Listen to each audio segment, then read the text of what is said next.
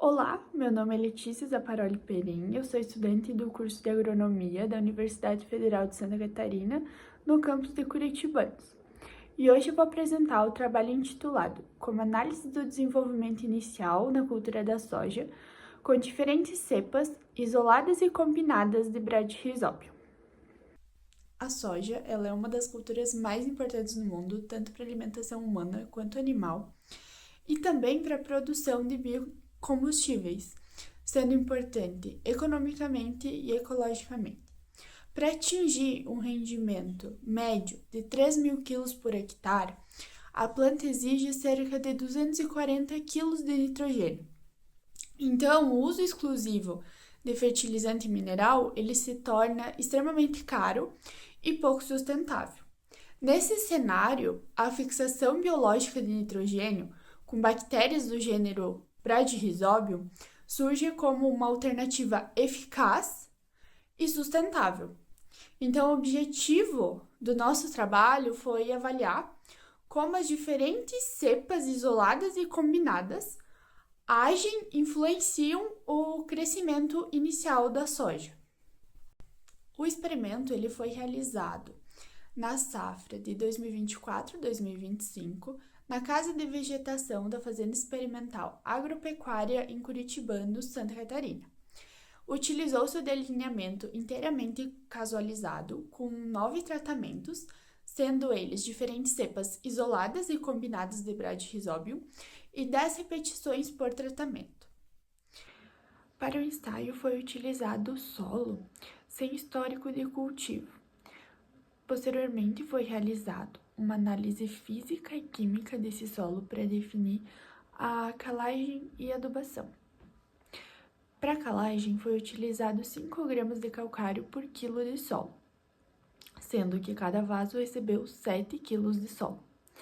A adubação de base foi utilizando 0,168 toneladas por hectare de superfosfato triplo e 0,100 toneladas por hectare de cloreto de potássio.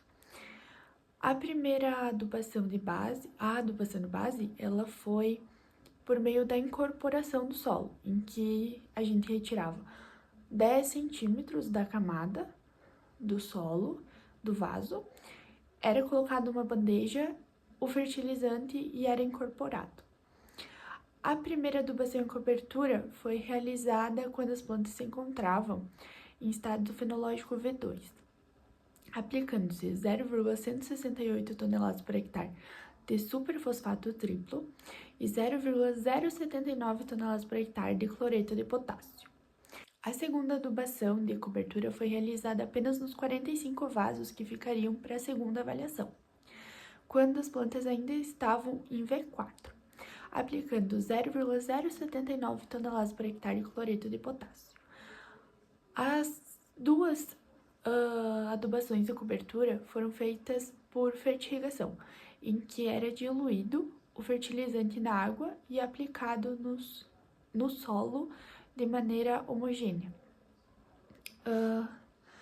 A cultivar de soja utilizada no experimento foi a Brasmax Zeus e Pro, em que as sementes foram submetidas ao tratamento com o produto Standard-Top, na proporção de 100 ml para cada 50 kg de semente. Posteriormente, as sementes foram inoculadas com as estirpes bacterianas correspondentes a cada tratamento. O experimento ele era monitorado semanalmente, para caso houvesse a necessidade de controle de pragas, doenças e plantas invasoras, se houvesse, e era realizado de 2 a 3 vezes na semana a irrigação, atendendo à necessidade. Para a gente averiguar se havia necessidade de irrigar ou não, era levado em consideração aspectos visuais, como o solo rachado, e por meio do tato, em que era inserido o dedo no solo, e se ele estivesse enrijecido, havia necessidade de irrigar. Aos 35 dias após a emergência, foi realizada a primeira avaliação, em que se avaliou a altura das plantas, massa seca e fresca de raiz, massa seca e fresca de partéria, massa fresca e seca de nódulos, nodulação na raiz principal, nodulação na raiz secundária e nodulação total. Os dados foram analisados pela ANOVA, pela análise de variância, e as médias foram comparadas pelo teste de Scott-Knott, com 10% de significância, utilizando o soft SISVAR. Os resultados indicaram que houve diferença significativa nos tratamentos sobre as variáveis massa de nódulos frescos e secos, quantidade de nódulos na raiz principal e na raiz secundária, e na nodulação total.